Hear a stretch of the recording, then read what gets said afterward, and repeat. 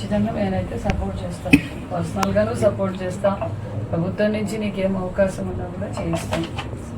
మీరిద్దరు బాగా చదువుకోవాలి. ఏదైనా ఉన్నా మీ అంతకు మేము నిర్ణయాలు తీసుకోకుండా పెద్దలతో డిస్కస్ చేసి మాకు కూడా షేర్ చేయొచ్చు.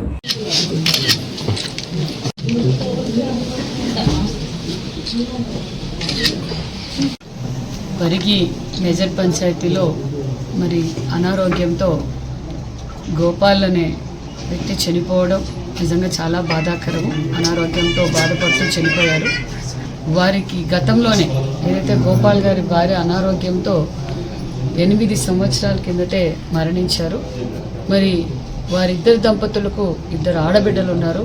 మరి తల్లి లేని లోటు ఆ తండ్రి గత కొన్ని సంవత్సరాలుగా పిల్లల్ని చూసుకుంటూ ఆలనా పాలనా చూసుకుంటూ మరి పిల్లల్ని కూడా బాగా విద్యావంతులు చేయాలని ఎంతో కష్టపడ్డారు. మరి అనుకోకుండా అనారోగ్యం రావడంతో మన 3 రోజుల కిందట మరి గోపాల్ గారు కూడా మరణించడం నిజంగా చాలా బాధ అనిపిస్తుంది. మరి వారి కుమార్తెలతో కూడా వచ్చి మాట్లాడాను. వారు కూడా చాలా బాధలో ఉన్నారు.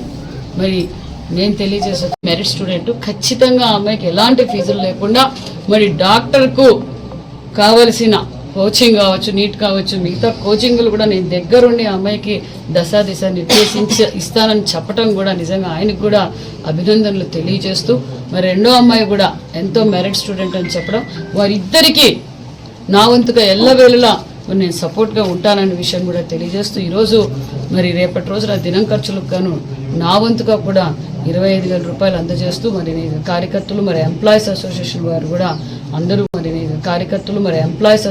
వారు కూడా అందరూ కూడా సహాయం కూడా అందజేశారనే విషయం కూడా మీకు తెలియజేస్తున్నాను.